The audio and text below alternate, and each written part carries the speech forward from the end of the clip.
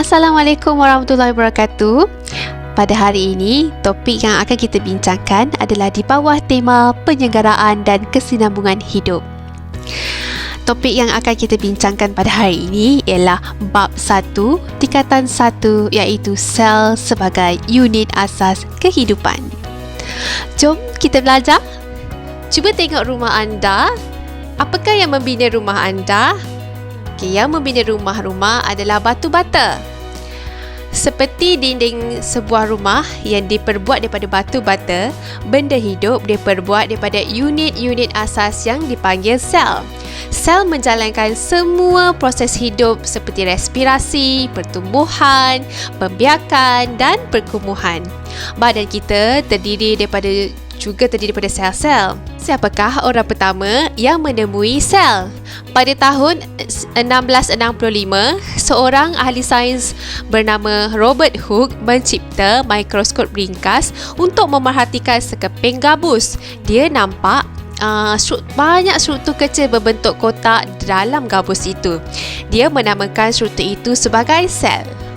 Sel mengalami pembahagian sel untuk membentuk sel-sel baharu dan menggantikan sel-sel yang rosak. Satu sel membahagi menjadi dua sel. Okey, bagaimana jika sel tersebut membahagi tanpa kawalan?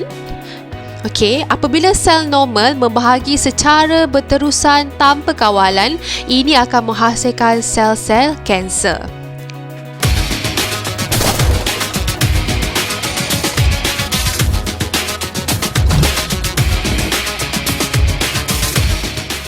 Apakah struktur-struktur yang anda boleh temui pada sel haiwan dan sel tumbuhan? Sel haiwan terdiri daripada nukleus, membran sel, sitoplasma dan mitokondria. Sel tumbuhan pula terdiri daripada nukleus, vakuol, membran sel, dinding sel, sitoplasma, kloroplas dan juga mitokondria. Mari kita ketahui apakah fungsi struktur-struktur pada sel haiwan dan sel tumbuhan. Nukleus mengawal semua aktiviti di dalam sel. Ia mengandungi kromosom-kromosom yang terdiri daripada DNA yang mengandungi dan membawa maklumat genetik. Fungsi membran sel adalah untuk mengawal pergerakan bahan ke dalam dan keluar daripada sel. Sitoplasma pula bertindak sebagai medium untuk tindak balas kimia. Fungsi mitokondria adalah untuk menghasilkan tenaga bagi tindak balas. Dinding sel pada sel tumbuhan memberikan sokongan, perlindungan dan bentuk yang tetap kepada sel. Sel tumbuhan mempunyai kloroplas dan juga vakuol. Fungsi kloroplas adalah untuk menyerap tenaga cahaya matahari bagi fotosintesis. Vakuol memberikan sokongan kepada sel apabila dipenuhi dengan subsel. Mari kita bandingkan antara sel haiwan dan juga sel tumbuhan. Kedua-dua sel mempunyai membran sel, nukleus, mitokondria dan sitoplasma. Sel tumbuhan mempunyai bentuk yang tetap, dinding sel, vakuol dan kloroplas.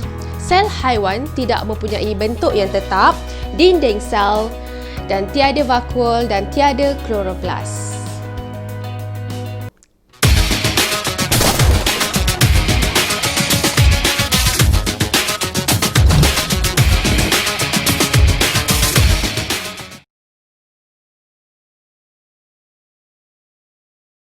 Baiklah, marilah kita lukis rajah sel haiwan dan sel tumbuhan. Untuk sel haiwan kita tidak memerlukan jangka lukis ataupun alatan yang lain kerana bentuk sel haiwan ini adalah tidak tetap. Jadi kita boleh hanya lukis menggunakan tangan kita sahaja. Okey, jom kita mula untuk lukis rajah sel haiwan.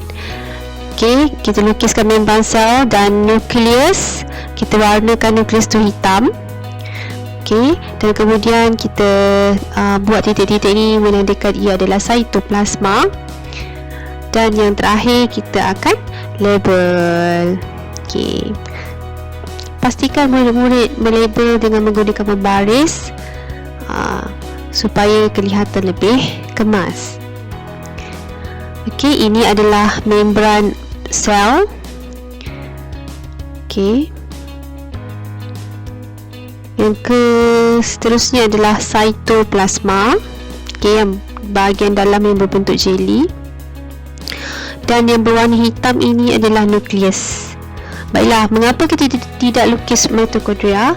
Okey, di bawah mikroskop cahaya di makmal kita tak nampak mitokondria. Okey, kita sekarang sel tumbuhan. Kita lukiskan dinding sel. Okey, sel tumbuhan mempunyai bentuk yang tetap. Okey, nukleus kita warnakan nukleus. Dan sel tumbuhan ni ada vakuol. Okey, vakuol ni tempat adanya subsel untuk membantu dalam sokongan terhadap tumbuhan. Kemudian kita labelkan menggunakan pembaris supaya kelihatan lebih kemas. Okey, ini bahagian membran sel. Okey, seterusnya kita garis bahagian nukleus, bahagian vakuol, dan juga yang terakhir adalah cytoplasma. Baiklah, mudah saja bukan?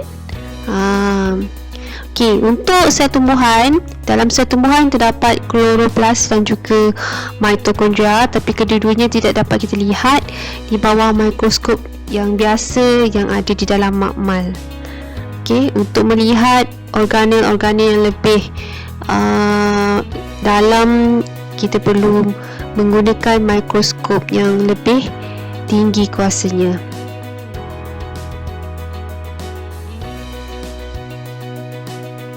Jom jawab soalan dalam short quiz. Jawab semua soalan. Soalan 1. Raja menunjukkan sel tumbuhan. Apakah B? A. Vakuol, B. Mitokondria, C. Nukleus, D. Membran sel.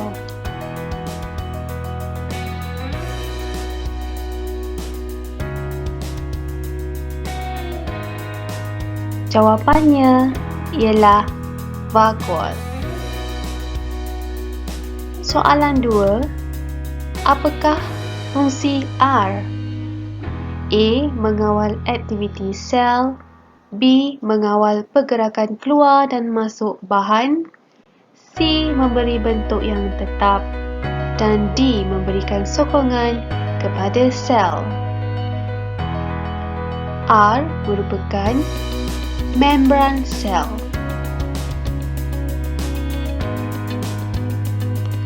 Jawapannya adalah B. Mengawal pergerakan keluar dan masuk bahan. Soalan 3. Antara benda yang berikut, yang manakah tidak terdapat pada sel haiwan? A. Mitokondria, B. Nukleus, C. Dinding sel, dan D. Membran sel.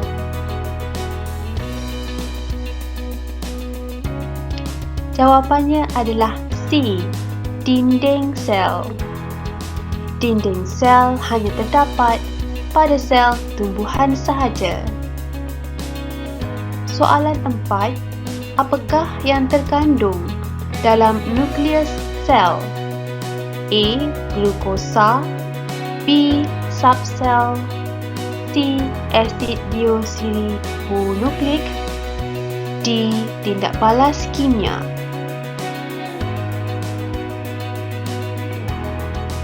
Jawapannya adalah C.